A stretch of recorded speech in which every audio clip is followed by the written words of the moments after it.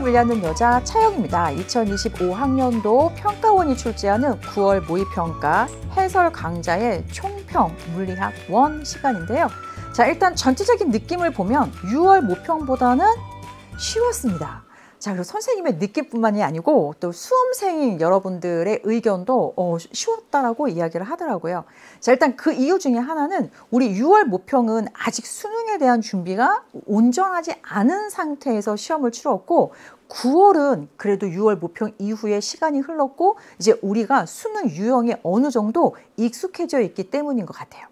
하지만 그 문항 자체도 우리가 비교를 해보면 이제까지의 평가원 기출문항과 그리고 수특, 수완, 연계 교재의 문항하고의 난이도를 비교했을 때도 비교적 조금 수월하게 출제가 된 것 같은 느낌입니다.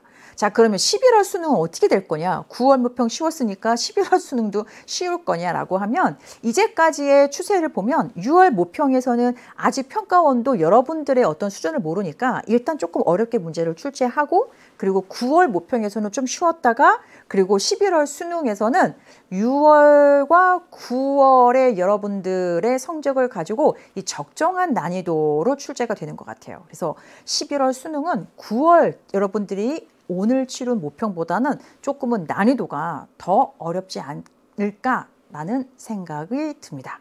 자, 그러면 우리 여러분들 9월 모평 치루었던 내용 단원별 출제 비율을 보면 대단원 1단원이 대단원 2, 3단원을 합한 것만큼이죠. 거의 동일해요. 항상 9문항, 6문항, 5문항. 자, 그리고 2점, 3점의 배점을 보았을 때 3점 배점이 대단원 1단원이 2, 3단원에 비교해서 더 많다는 거, 많은 비중을 차지한다는 거. 왜 그러냐면 양적 계산 문제가 아무래도 대단원 1단원에서 많다 보니까 그렇고요. 그러다 보니 물리학 1 총 40점 만점에 대단원 1단원에서만 20점 넘게 23점의 배점 구조를 가지고 있어요. 그래서 사실 여러분들이 어려워하는 것이 바로 이 역학과 에너지 파트인데 절대로 대단원 1단원을 여러분들이 피하고는 좋은 성적을 받을 수는 없습니다.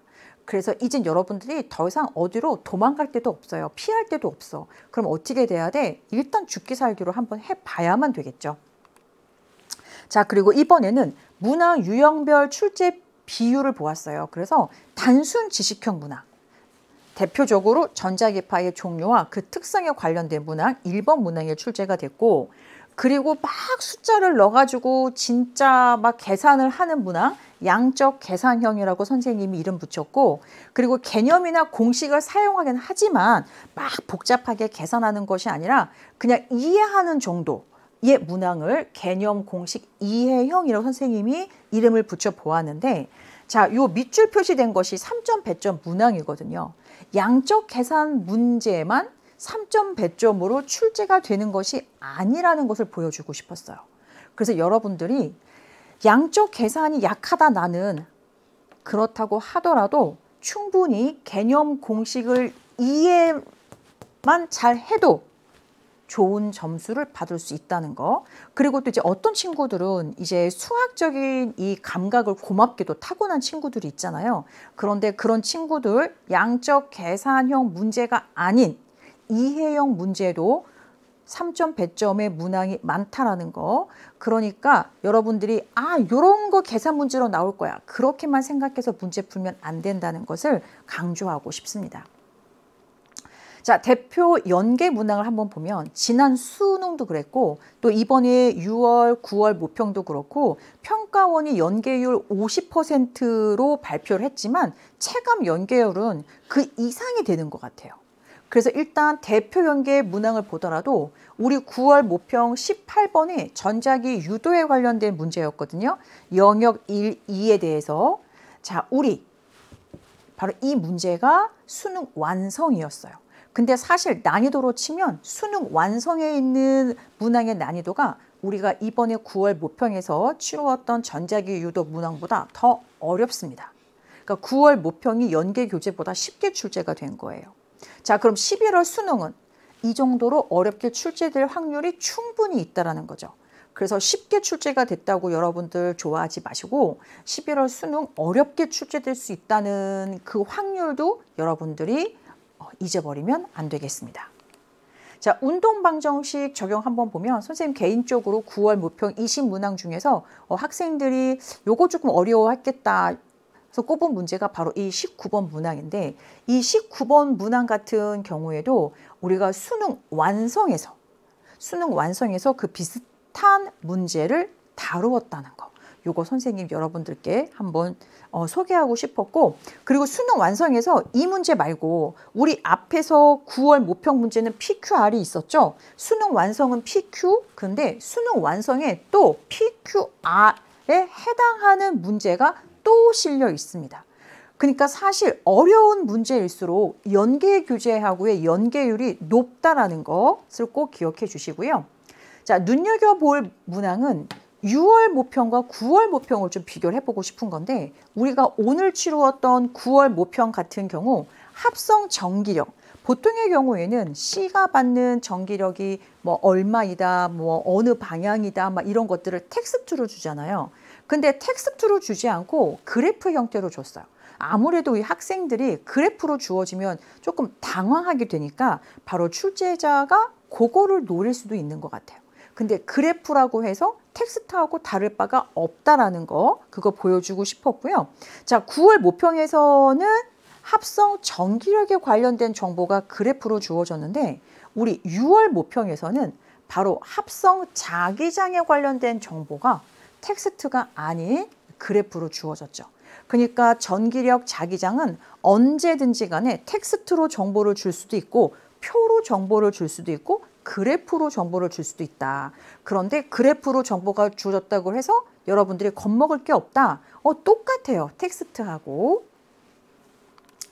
자, 그리고 운동 방정식 적용. 우리 앞에서도 연계 때문에 선생님이 언급을 했는데 2025학년도 9월 모평 19번 문제였어요.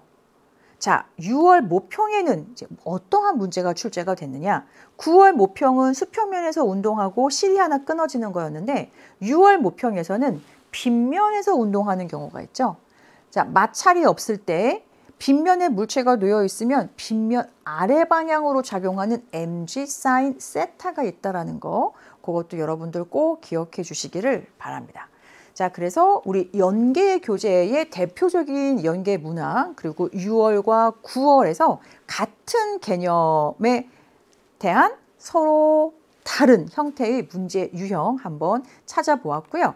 자, 그럼 이제 수능까지 얼마 남지 않았어요. 아직도 한낮은 여름 같은데 벌써 9월 모평을 치루었고 좀 있으면 11월 수능을 치르게 됩니다.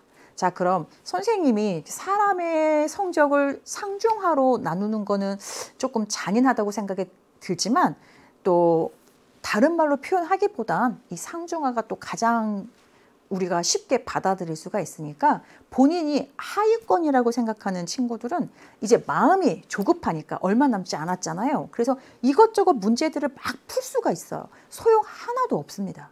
일단 하위권인 친구들은 어떤 마음을 갖느냐. 맞출 수 있는 것만 맞추자. 일단 이거 해놓고 시간과 여력이 되면 그때 그 이상 하는 거예요.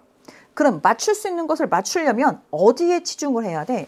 바로 개념부터 챙겨야 돼요. 그래서 EBS의 물리학 1 수능 개념 강좌 35강짜리거든요. 한 강도 빠지지 말고 다 아는 것 같아도 그렇지 않아요. 여러분들 사이사이 비어있는 게 있기 때문에 성적이 좋지 않은 거예요. 그리고 수능 개념을 했기 때문에 수능 특강까지 내가 다 보기에는 너무 여력이 없다. 그래서 EBS에서 수능 특강 핵심 요약 압축 강좌를 만들었어요. 이거 선생님이 찍었는데 선생님이 찍어서 선생님이 강좌여서 선생님이 홍보하는 건 아니고 정말 잘 찍었다는 생각이 들어요. 수능 특강이 50강이거든요. 그래서 50강의 시간이 너무나 길다 싶은 친구들은 수능 특강 핵심 요약 너무나 고난도 문항은 다루지 않았어요. 그리고 이제 양적 계산 문제, 사고력을 요구하는 문항들 위주로 핵심 문제풀이 팁과 함께 수특의 핵심 문항들 풀어보는 그 문제풀이 스킬을 소개를 하고 있습니다. 그래서 초조해하지 말고 일단 맞출 수 있는 것만 일단 맞추자. 개념부터 완벽하게 하자. 이때 개념은 말 그대로 다른 과목의 개념이 아니고 2점 배점의 문항 정도는 맞출 수 있는 것까지를 물리학 1에서는 개념이라고 부르는 거예요. 자, 그 다음에 중위권인 친구들. 자, 이 중위권인 친구들은 이제 상위권으로 진입을 해야 되겠죠. 자, 중위권인 친구들은 성실히 공부를 한 친구들이에요. 그런데 아직 문제풀이의 경험치가 상위권인 친구들보다는 조금 작은 거죠. 그래서 문제풀이에 치중을 해야 되고, 당연히 연계교재, 수능 특강, 수능 완성, 그리고 또 뭐가 있습니까? 평가원에서 수능을 출제하니까 평가원의 기출 문항을 여러분들이 공략을 해야 되겠죠. 그래서 EBS에서는 기출의 미래라고 하는 강좌가 있습니다. 그런데 또 마찬가지로 수능까지 너무 시간이 없어. 그런데 나는 연계교재와 그리고 기출 문제에서 고난도 문제를 내가 핵심적인 문항만이라도 좀 공부를 하고 싶은 거죠. 그래서 약점 공략 강좌가 있어요. 자, 약점 공략 강좌 같은 경우에도 10강으로 이루어져 있고요. 그리고 정말 상위권으로 진입하는 친구들을 위해서 선생님이 구성한 강좌이기 때문에 수특, 수완, 그리고 평가원 기출 문제에서 고난이도 문제, 풀이 팁, 그리고 그 스킬을 이야기하고 있는 강좌가 바로 약점 공략 강좌가 되겠습니다. 근데 시간이 정말 없을 때 약점 공략 듣는 거지, 여러분들이 정말로 완벽하게 수능을 준비하고 싶다면 당연히 연계교재 완벽하게 모든 문항 여러분들 것으로 만드는 게 최고가 되겠어요. 자, 상위권인 친구들은 선생님이 더 말해줄 게 없어요. 여러분들 스스로가 지금까지 잘 해왔고 그리고 앞으로도 잘 해나갈 것이기 때문에, 그래도 또 높아심에서 한마디 한다면 상위권인 친구들은 지나친 자기 확신은 금지예요. 선생님이 여러 친구들을 봤어요. 쭉 잘해오고 있다가 9월 모평까지 너무 잘하는 거야. 그러니까 됐구나. 그리고 살짝 손을 놔요. 근데 이 인간의 기억력이라고 하는 것은 정말 주기적으로 반복하지 않으면 정말 아주 뚝뚝뚝뚝 기억하고 있는 내용들이 다 사라집니다. 그래서 주기적인 반복 잊지 마시고, 그리고 중위권의 친구들도 마찬가지인데 정말 내가 완벽한 상위권을 하고 싶다. 그럼 연계 교재, 그리고 당연히 기출 문제, 거기에다가 이제 실전 연습, 모의고사 형태로 파이널 실전 모의고사, 그리고 또 만점 봉투 모의고사, 이런 것들이 또 EBS에도 그 준비가 되어 있죠. 그래서 모의고사 같은 연습을 할 경우에는 30분 시간 제한을 여러분들이 해놓고, 그리고 정말 수능처럼 고도의 집중력을 발휘해서 미리미리 연습을 한다면 여러분들의 시험장에서도 특별히 그렇게 크게 당황하지 않고 평소에 했던 실력 발휘를 할 수 있을 것이라고 생각합니다. 자, 그러면 2025학년도 9월 모평 어떠한 문제가 있었는지 선생님과 함께 문제풀이 1번부터 시작해 보도록 하겠습니다.